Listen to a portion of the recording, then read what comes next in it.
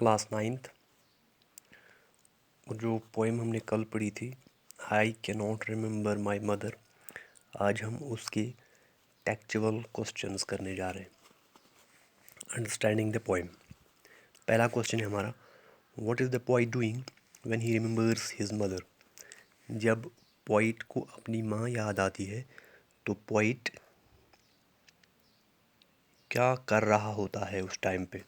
हमने पोएम में देखा कि जो पोइट जो है, when he was a child he lost his mother, इसने अपनी माँ को खोया। तो अब पहला क्वेश्चन हमारा है कि पोइट क्या करता है जब वो अपनी माँ को रिमेंबर करता है, याद करता है।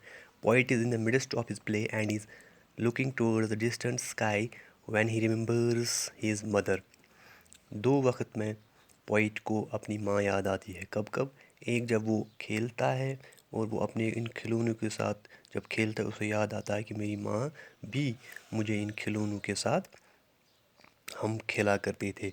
और जब पोइट आसमान की तरफ देखता है तो इसे लगता है कि मेरी माँ जो है वो वहाँ से मुझे गेज करे देखती है। Question number 2, in what ways does the poet feel the presence of his mother. Poet जो है, ये चाइल्ड जो है, इसको कब लगता है प्रेजेंस ऑफ हिज मदर कि मेरी माँ यहाँ मौजूद है। Poet feel the presence of his mother in the rocking of his cattle. जब भी ये झूला झुलाता है, इस झूले में होता है तो इसे याद आता है कि मेरी माँ भी मुझे इसमें झूला झुलाया करती थी। In the smell of shiuli flowers and the stars of the blue sky. जब ये मंदिर जाता है, वहाँ जब फूलों की महक आती है तो इसे याद आता है कि मेरी माँ भी मेरे साथ यहाँ आया करती थी। And the stars of the distant blue sky. और जब ये आसमान की तरफ देखता है तो उसे तब भी अपनी माँ याद आती है। क्यों? क्योंकि उसे लगता है कि मेरी माँ मुझे वहाँ से देख रही है। What does the poet feel here when he is at play. जब ये खेलता है तो खेलते खेलते इसे क्या सुनाई देता है।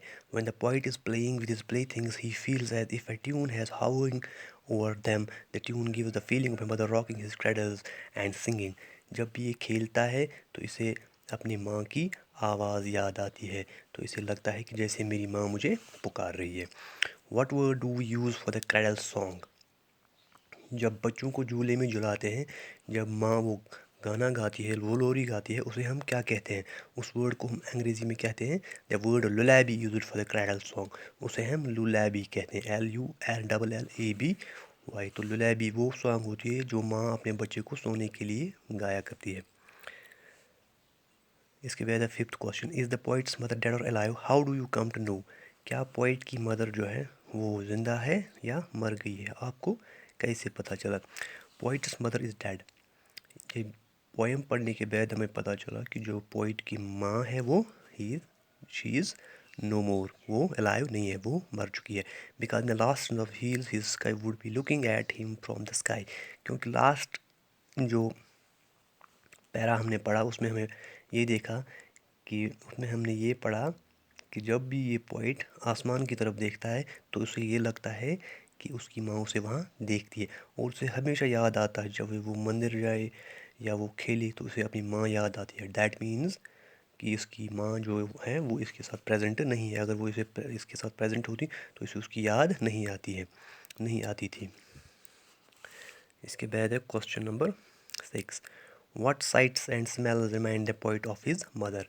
कौन कौन सी चीज़ें जब वो देखता है और वो सूंघता है उससे अपनी माँ याद आती है। The site of the distant blue sky. जब वो आसमान की तरफ देखता है तो वो साइट जब वो वहाँ देखता है तो उसे अपनी माँ याद आती है। And the smell of shiuli flowers remind the poet of his mother. और कब याद आती है इसे अपनी माँ? इसे अपनी माँ तब याद आती है जब ये मंदिर में जाता है और मंदिर में जब ये फूलों की महक जो वहाँ आती है सुबह सुबह, तो उस वक्त भी इस पोइट को अपनी माँ याद आती है। तो नेक्स्ट जो है नेक्स्ट क्लास में करेंगे नेक्स्ट को।